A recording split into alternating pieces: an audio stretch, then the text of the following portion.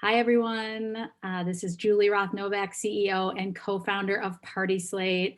I am so excited to have part two with Colin Cowie. Part one, I would say I did really good for live TV. The Wi-Fi wasn't working. I did a little tap dancing in December, but Colin was kind enough to agree to come back and do the session over again. So Colin Cowie, thank you for being with us. I'm so happy to be with you. Thank you for bringing me back. And to all of you who are out there, I apologize profusely.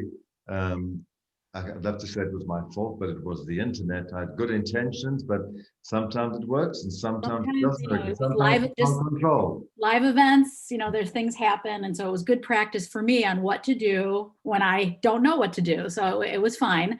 I have with me Pamela Rothbard, our amazing editor. Anyone who gets our newsletter or anything, our articles, all Pamela's incredible team of writers writing about the latest trends and what's going on in the events world. So thank you, Pamela, for being my co-host today. Love it, as always. And for those of you who are new, I would love to hear where you guys are zooming in from.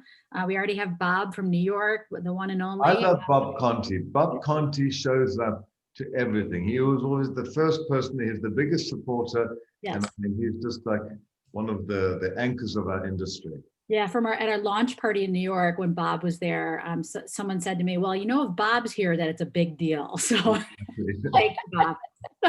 So love to see everyone coming in from Chicago, from Paris, from Maui, from Los Angeles, Minneapolis, North Carolina, all over the place, Pennsylvania, Minneapolis. Thank you guys so much. Yes, snowing Madrid. there.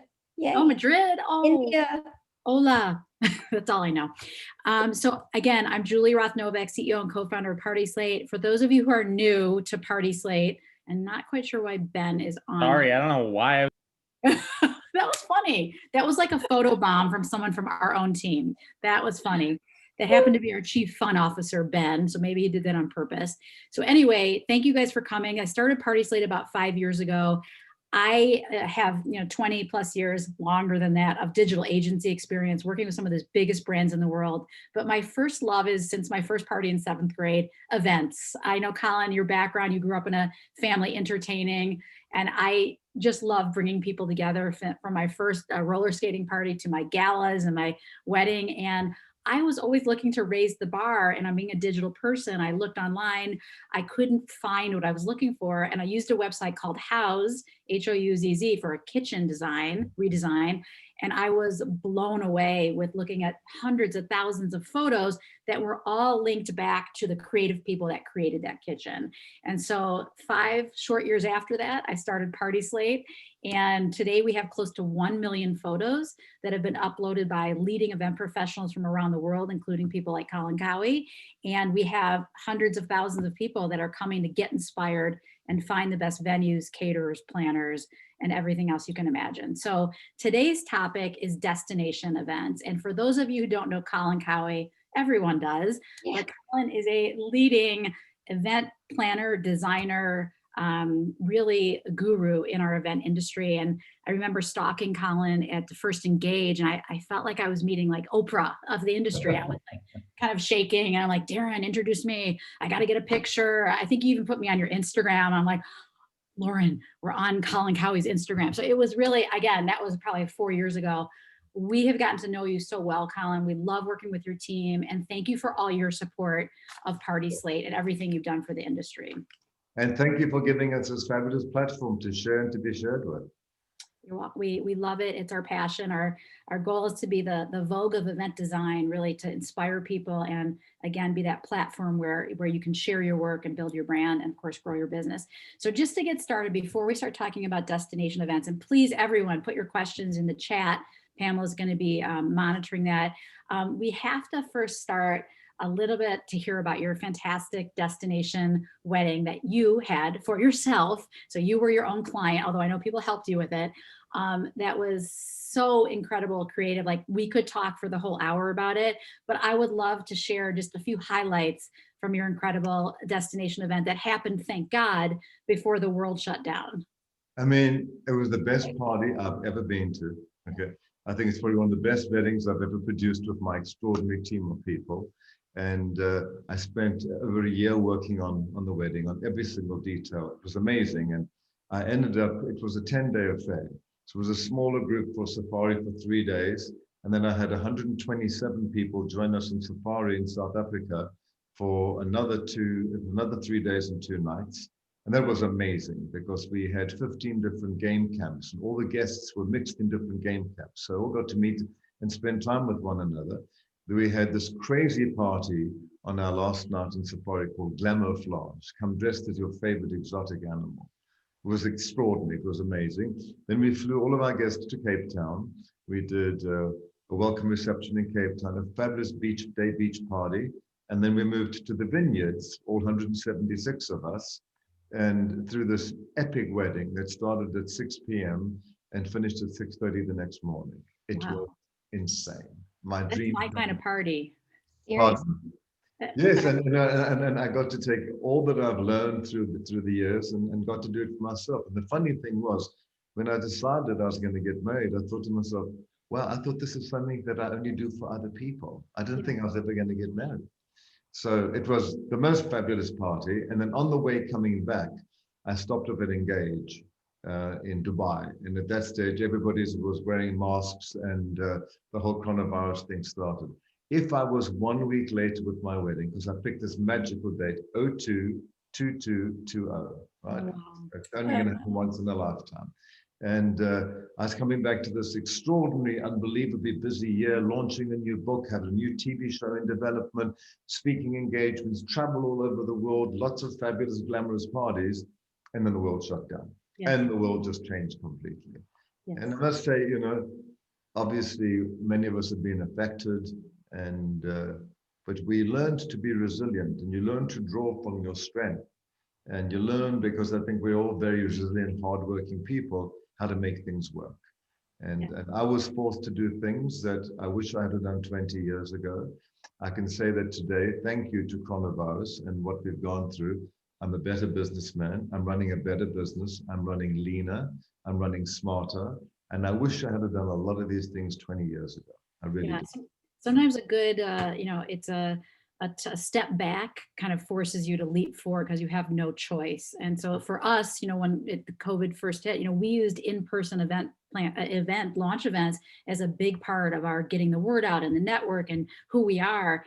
And all of a sudden we didn't have that anymore. And so we switched to digital events, and that won't replace what we're going to do. But it was a silver lining that people from Paris and London and Australia on this call, on the Zoom, can learn more about PartySlate. So it gives us a broader reach. So we found those silver linings. Tell us a little bit about what you've done since the pandemic hit and how you worked on some of those business projects that you may not have.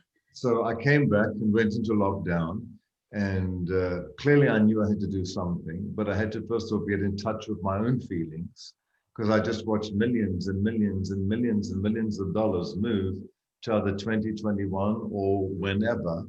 And I thought I have to get really smart right now. But first of all, I'm going to get angry. I'm going to get selfish. I'm going to wear gray and be gray, because I believe that we should always deal with those things. Mm-hmm. So I figured I'm going to do that for the rest of the week. And on Monday, I'm going to shave, put in a suit, and Zoom my team together. And that's the beginning of a whole new chapter.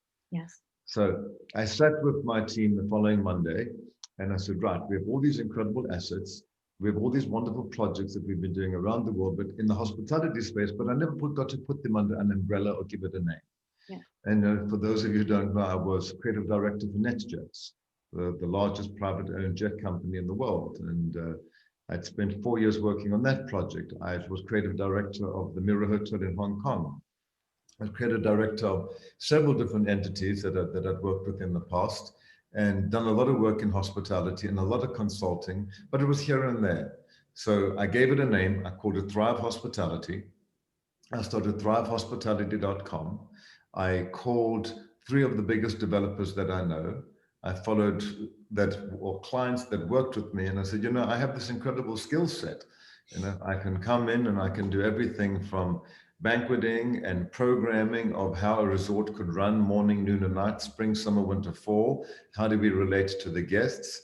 I've just also completed my newest book, my 11th book, which is Colin Cowie's The Gold Standard of Customer Service. Mm-hmm. All the things your customers never knew they wanted or needed. And so customer service was something I was very focused on when I was at NetJet. So we're bringing to our clients now that we're working with a whole idea of bringing about proactive customer service.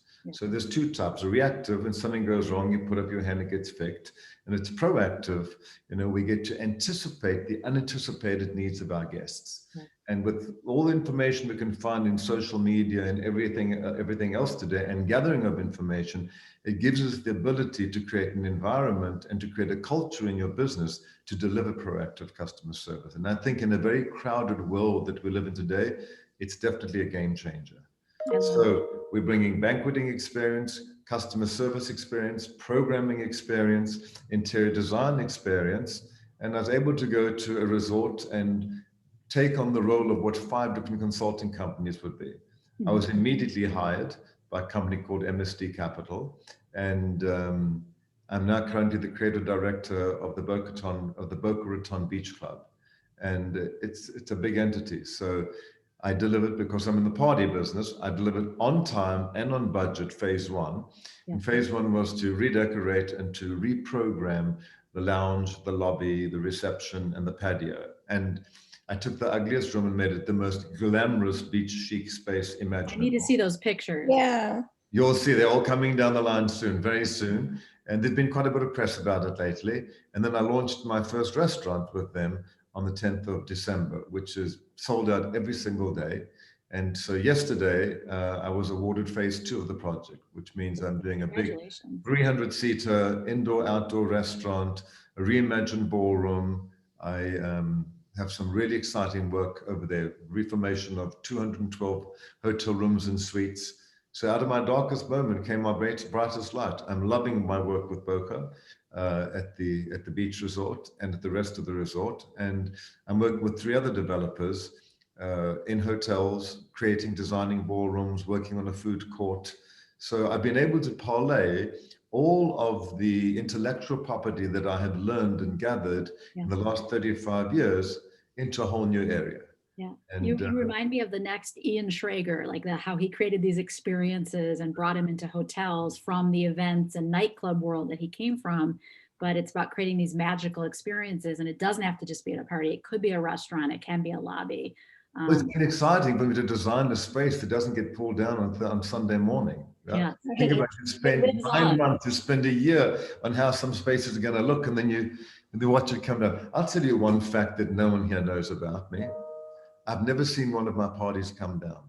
Yes. I've never been there for a loadout. Yeah. In the last maybe 25 years, since I built a sizable company, I've always left at the peak of the party. Yes. As soon as the client leaves is when I leave. But I've never seen the carpet pulled down, the flowers thrown out. Too painful for me. For I our always like launch to keep that last vision in my mind. It's so painful. Like we do these launch parties all over the country, and they're so beautiful, and they're representing the PartySlate brand and the ice sculpture and this and everything, and then it's torn down. I'm like, oh, it's so sad. And the hangover lasts longer than the visual. Yeah, exactly.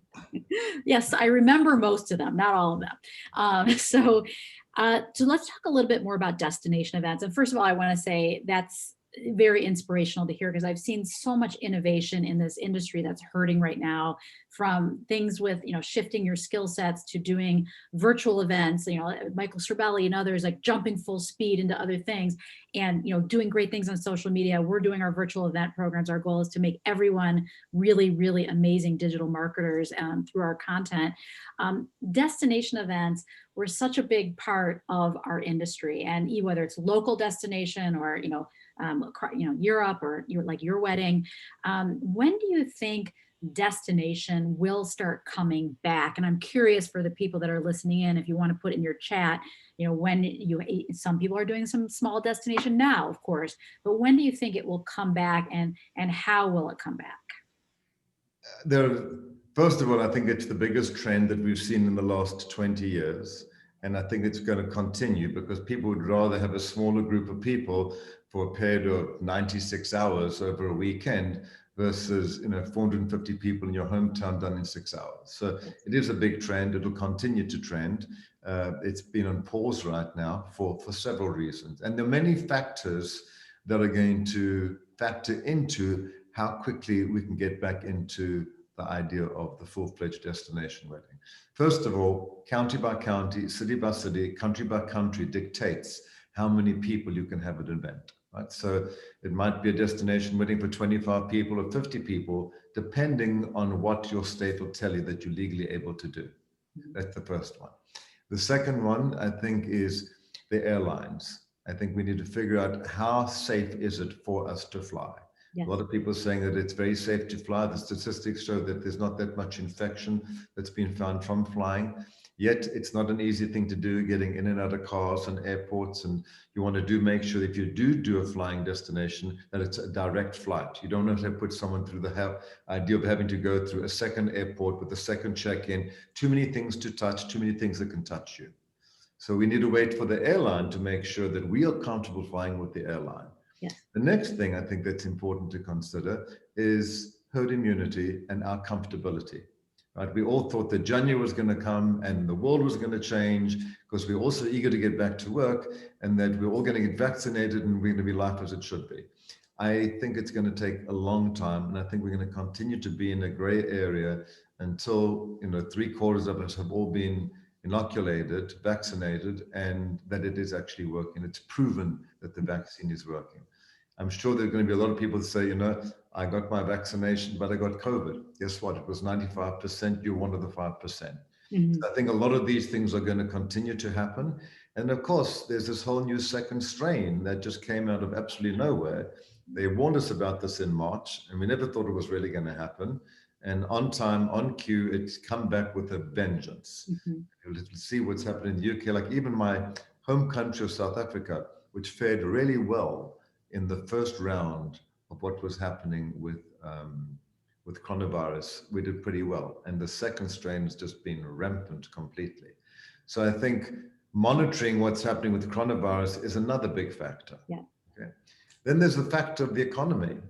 Think about it. Every resort we know, every hotel we know, every country we're in we know has really had a tough time. Yes. So I think when it does come back, before we run off to Spain, Italy, Greece, and any other fabulous exotic country, I think that we should be spending our money at home.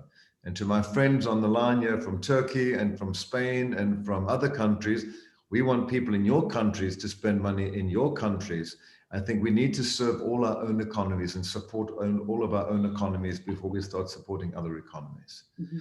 I also think that if you don't want to drive, a lot of people are doing drive destinations, yes, which is kind of fun as well. And you can take a couple of days to get there and a couple of days to get back. So I think the destination wedding, as we know it, will come back, but it'll come back slowly. Yes, and it's all about comfortability, and it's state by state, depending on what's going to happen from one state to another. And here's a great example. Just think about it. In New York City over the summer, you could have a party of 25 people, right? But right across the road, right across the bridge, New Jersey, less than a quarter mile away, you could have 500 people outdoors. Yes. Right. So, but also heard the governor's daughter was getting married. That's why. Now that the governor is married, I think it's only 50 people again. So pretty convenient. Yeah. We do have from time to time. We have a question related, since you're on the topic of New Jersey, that we have Donna, who posted in the chat that her daughter has a destination wedding in June in Cape May, New Jersey. And she's wondering, is it responsible? Like, what are the cues that are going to tell us that it's okay to invite people to come to an event again? Well, we're only in January now, so you've got a lot of time to monitor the situation. And the idea of postponing a celebration was a nightmare a year ago. No one would dream of postponing it, because short of a death in the family, that's the only reason you postpone something. We're all used to the fact of moving dates. You know, I'm doing a very big, important 60th birthday for someone. We've moved the date 4 times, right? And the guests understand, everybody understands. So stick with your program. Count on getting married in June, keep your date and monitor things very closely, and just keep going and doing everything that you're doing right now.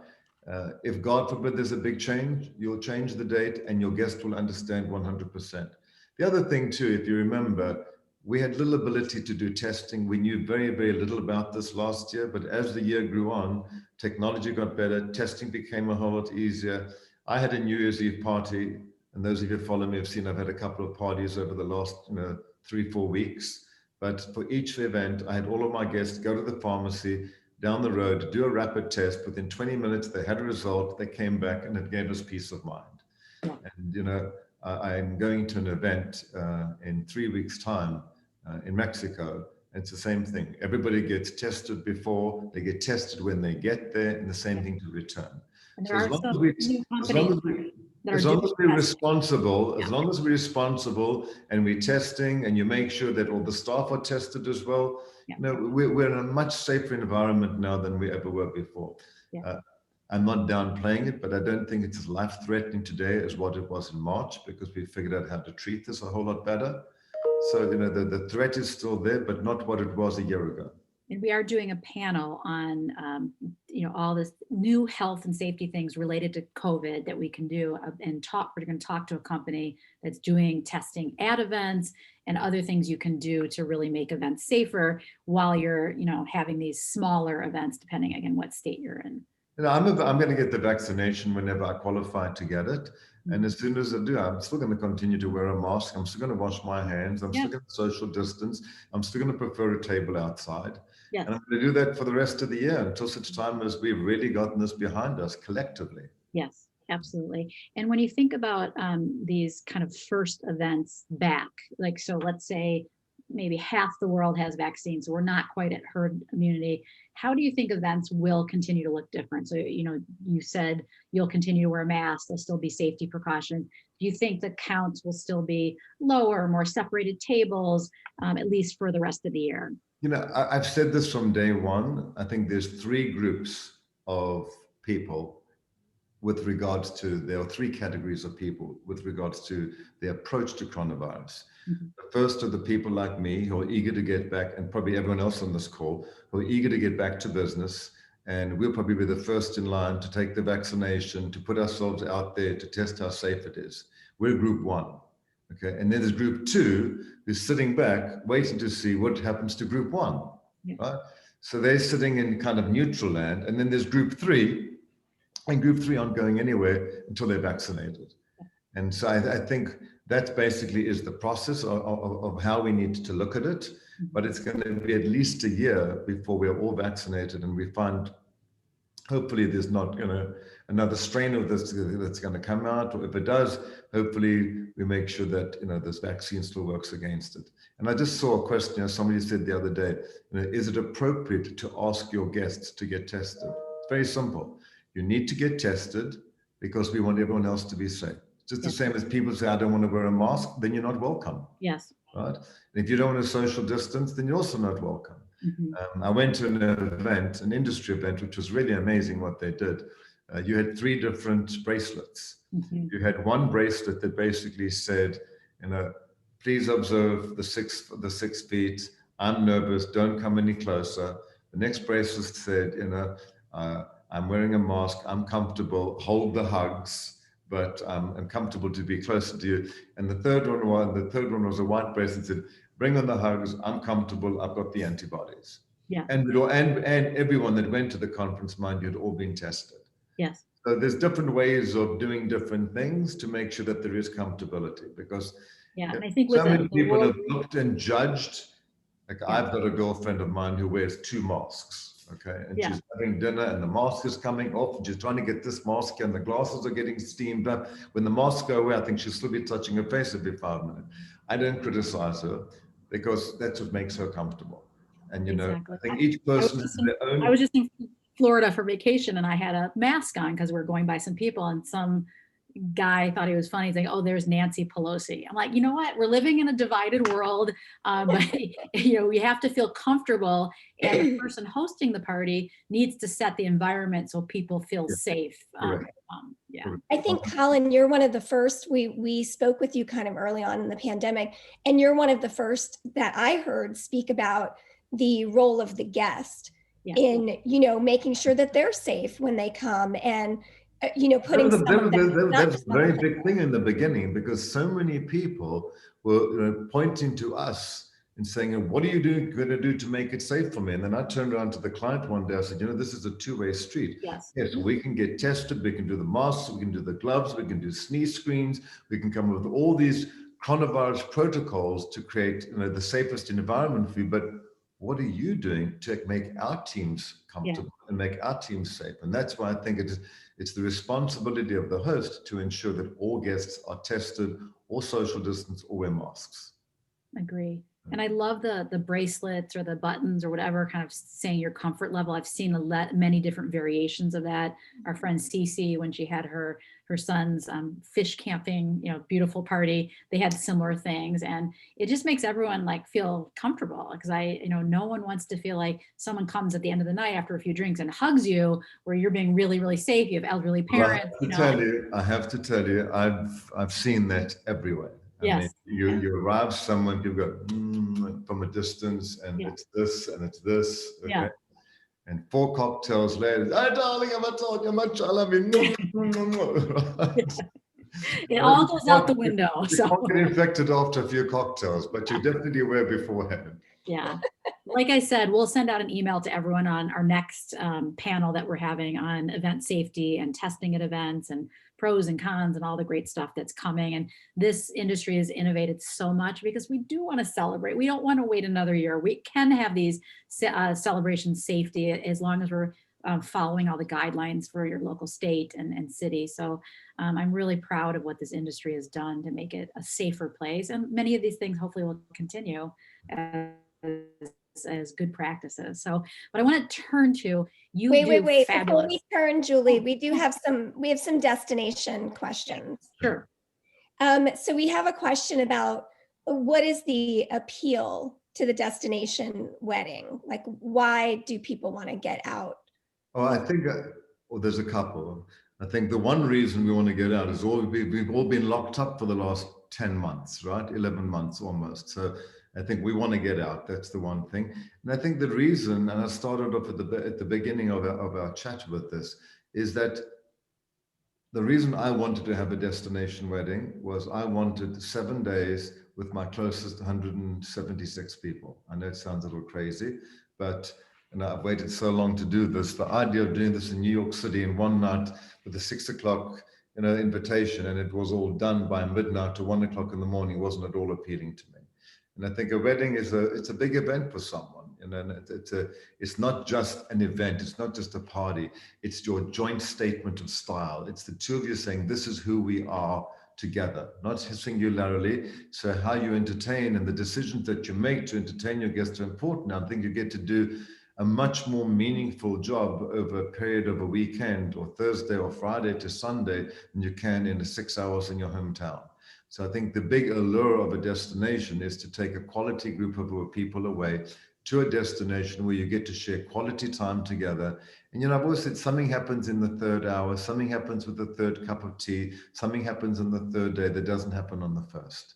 Yeah. And it's fun when groups get together and you have different activities where you get to mold. And for me, one of the most exciting things was I'd met so many of Danny's friends and he'd met so many of my friends.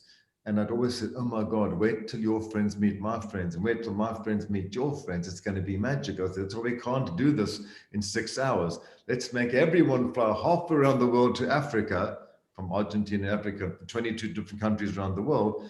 And we had the most amazing time. And the best part of this for me was sitting back and after we got back and watching all the chats, because what we did, which was interesting, we set up a WhatsApp group between every one of the game camps when all of our guests were on safari.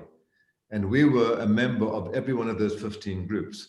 5 of those groups still communicate on a daily basis. I love it. There are random groups of people that would never ever come together that have all become best friends. Amazing. And since people have started to travel, this one spent a weekend here, this one drove to Newport to spend a weekend with them. It was so refreshing to see all these new friendships. As I said today, this is a dream come true, to watch the joy come from others having joy and meeting new friends. I love that.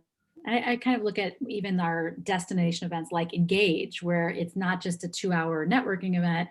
By day 3, I mean, I've made so many incredible industry friends from Engage because it's like a destination event. It's more than just 4 hours. I always said it was And, like going to a rich person's glamorous wedding, going to Engage. Right? Yeah. You got to Engage. And you learn something too. Yeah, that's great. Well, one of my friends in Glencoe is friends with your husband who was at your wedding, and our mutual friend Dana, and I was so jealous.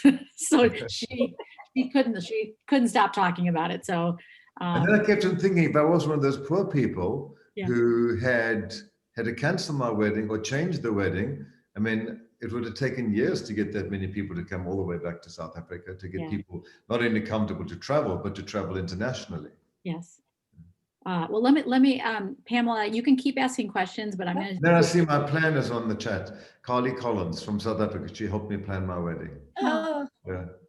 Nice. Welcome from Okay. South Africa. This is so exciting to have people all over the world come on to this incredible platform. So I'm going to do a little This bit. picture right over here is such a cool picture. If you can go back to it. Oh, yeah, sure. Hold on one second. I got to move your photo there. This one. Okay, that was a really cool picture. So this was the world's most famous DJ, Tiesto, got married at the Amanjiri in Utah. Yeah, I'm going to go to that event below. This is the event you wanted to look at. This one. Let's stick with Utah first, and we'll come back to this. Okay, great. So just so for people who are new, this is the PartySlate profile. Colin, we work with Colin's team to put his work up here. And again, they can edit it themselves. Again, the announcement about your new Thrive Hospitality is great. And that links directly out to your website. And then we get down to your gallery. We were looking at it earlier, and I could spend, again, I know we have about 20 more minutes, all day looking through your incredible events, but I would love to talk a little bit about this one.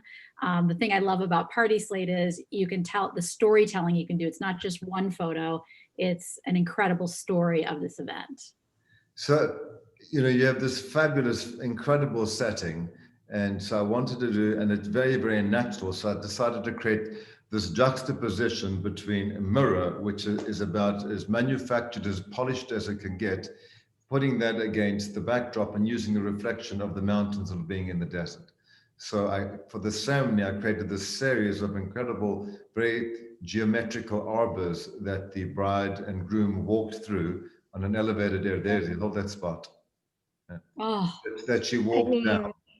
So this is walking down the aisle. Towards the end of the aisle was the end of the aisle. And on the left-hand side, you can see I used all polished stainless steel seats on one side of the aisle, all with the chairs at 45 degrees facing the bride. So we kind of changed all the rules with this one, which was amazing.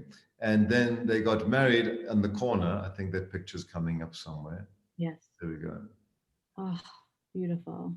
And then from there, they went to this very, very beautiful, sumptuous dinner that we created under the stars. The lighting of the, the backlit mountain. The whole mountain, and using lasers later on was very, very pretty. And then I repurposed. I got to pull this one up, Colin. This is. Yeah, that's where the lighting you can really see. Yeah. Amazing. Beautiful. And then as it got darker, it just became more and more beautiful. Look at that image on the right over there. How beautiful is that? Gorgeous. I mean, it looks like the mountain is part of the decor. I mean, it's a natural beauty. Beautiful. And then I reimagined and I reused all of those columns and moved them around and created the craziest nightclub. It was so fun to see Tiesto, the world's most famous DJ, dancing at his own party, non-stop.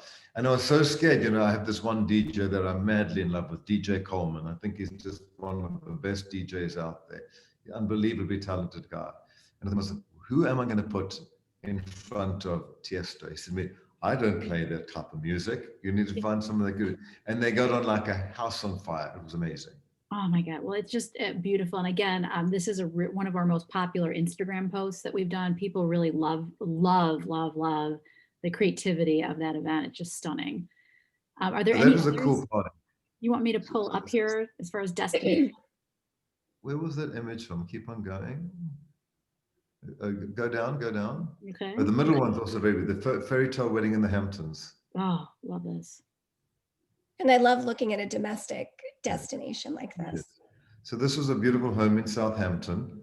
And as we start to stroll through, you see what I did. I covered the pool and I made the series of arbors that had almost no flowers. And by the time you got to the bottom of the aisle, it was completely covered in flowers. Beautiful. The spray tent overlooking the water. It was beautiful and charming and light. Oh, I love this path here. There's the path to the bathroom. Okay. Oh, Everyone should have that. I know, such a great detail.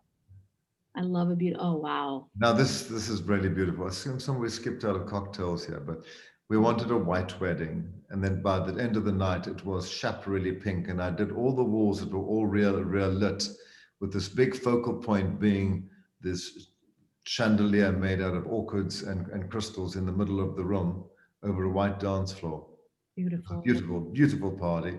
And of course, when I do a room like this, I do different linens for the long tables. I do hardscapes for the round tables. So we always create like a very beautiful wardrobe for the Look room. at how the room transformed And here. then by the time we went to dancing and we turned all the lights on, that gorgeous white pristine night turned into this fabulous, fabulous nightclub. I love a good And after. of course we had Really. what's his name? Phil Collins perform for us. And then this lovely departure, the bride and groom leaving. This is gorgeous. This is the cocktail reception. So I built this open air tent with a beautiful bar in the middle of it. I had all these drapes coming to the centerpiece of the bar. Beautiful. Because it's that magical hour as it gets dark and the lights start to come alight. I want to be invited to this party. This is beautiful. I want to host For this. this family, I'm busy. I did the daughter, the son. Now I'm working on the third daughter, and Yeah. they've got 2 more Oh, sons. wow. So this is a cool party. Is that a party? Just an image? Which one? The one in the On top? the chandelier. Oh, let me go down and see if we have it.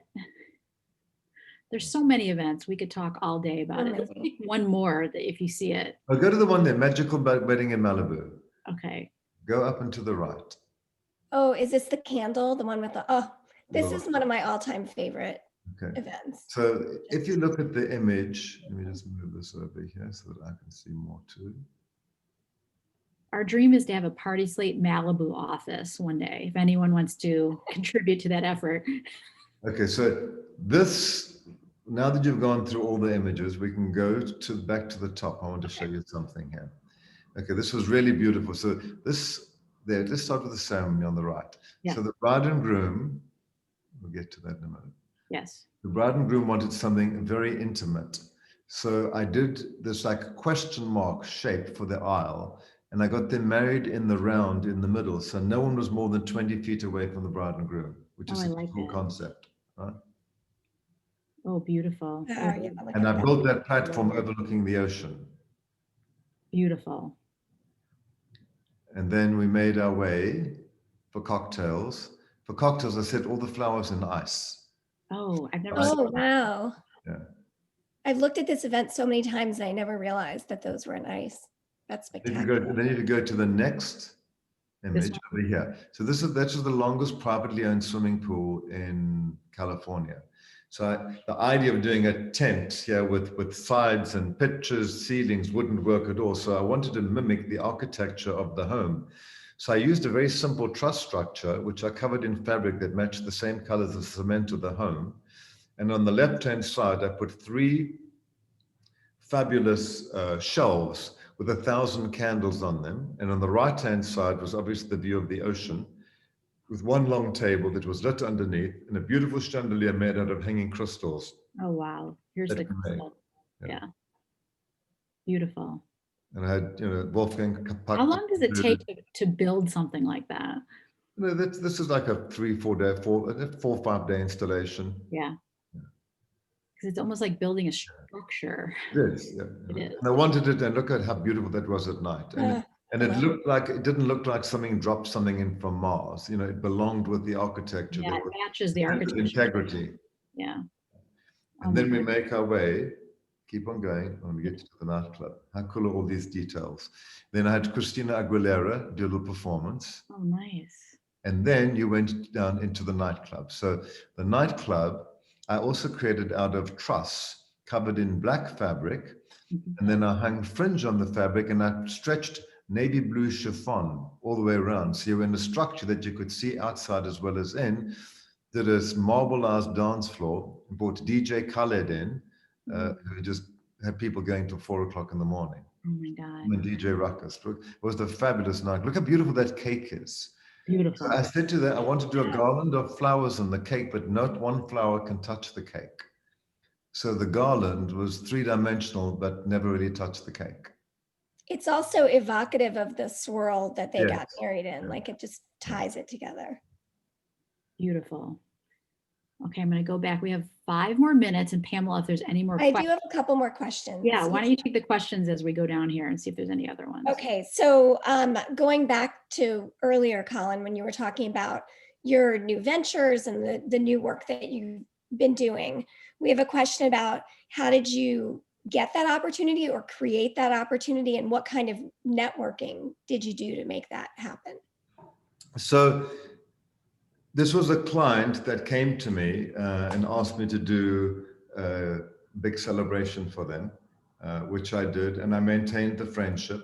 And I realized that they also owned a lot of assets in the hospitality space. And I read in the newspaper that they had made this purchase, and I knocked on a few doors and nobody took my call. But they did take my call, they didn't take me seriously. And then eventually I spoke to him. I said, would you mind putting in a good word for me? Put in a good word for me. I went and made a presentation, and I was hired 2 weeks later. So a lot of this is about relationships, you know, and not only having your relationship, but being able to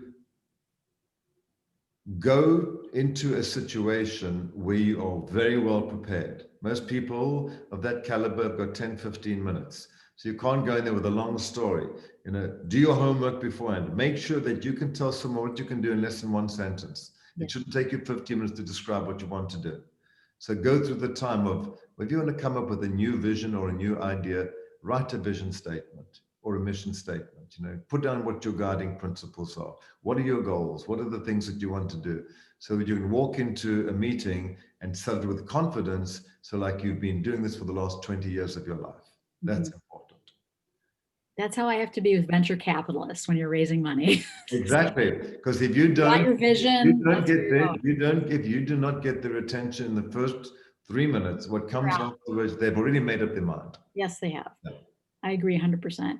One other thing I'll mention, Colin, that we added to the profile page while we were in this pandemic is the ability to add, you know, for at least premium profiles, your team members. So you can add up to 3. And I know we haven't done that for you yet. Oh yeah, we do have frequently asked questions, which are great for SEO.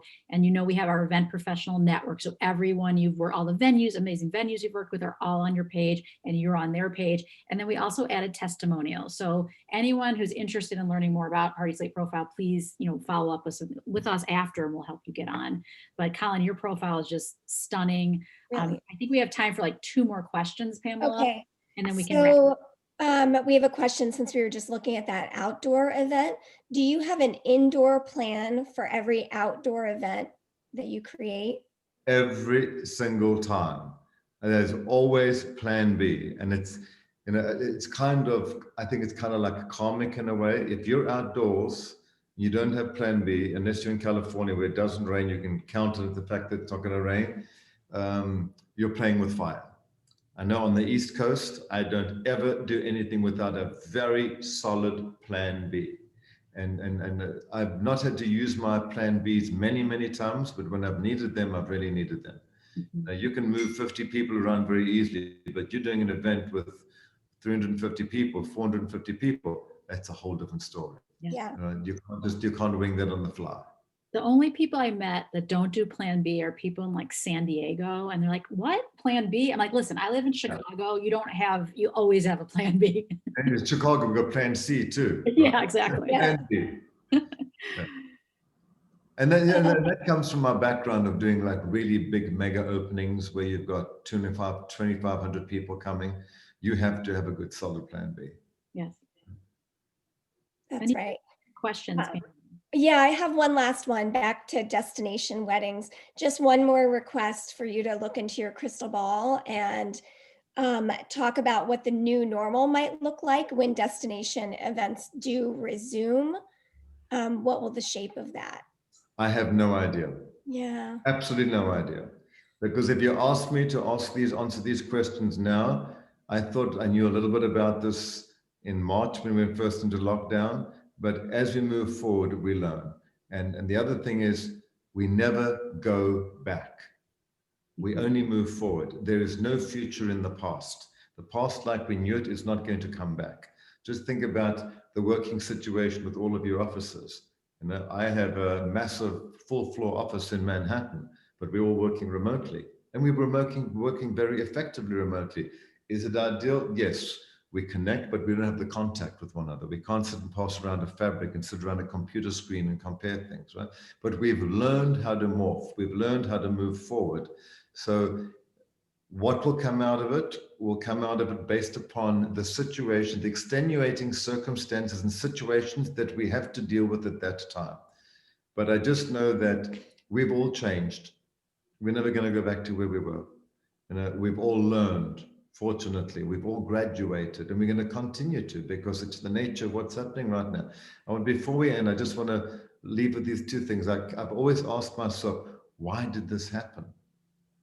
And we have to ask ourselves that question. It didn't just fall, a virus just didn't fall out of the sky from China or whatever, or wherever it came from.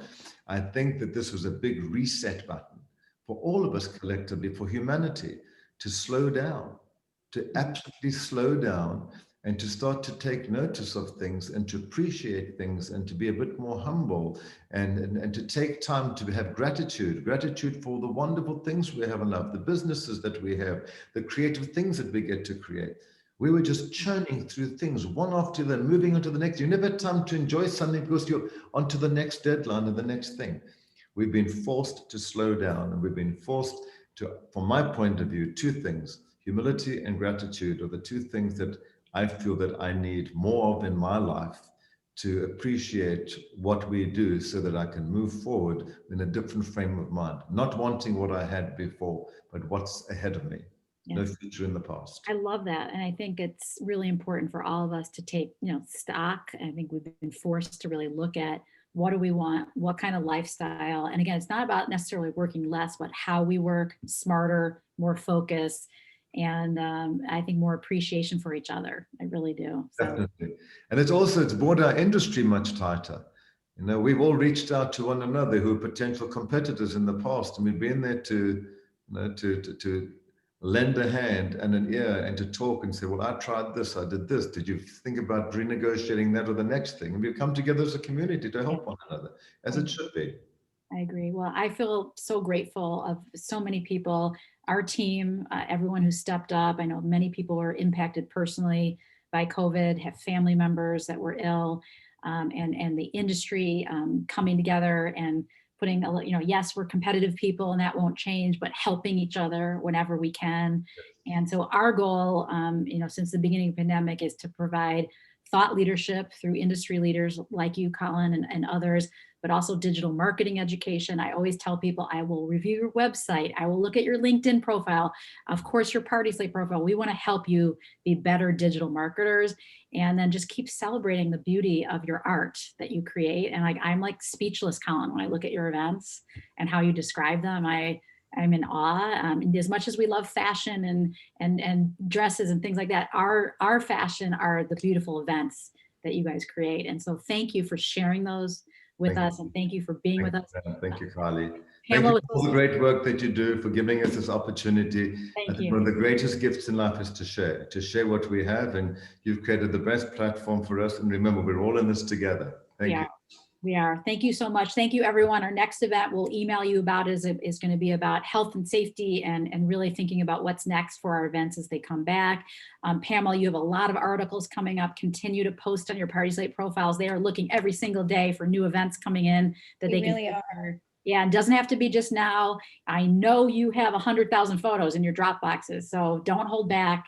Now is the time to build your digital footprint and put it to work for you. So thank you guys so much, and we will see you soon. Colin, thank you again. Pleasure. Bye-bye. Bye.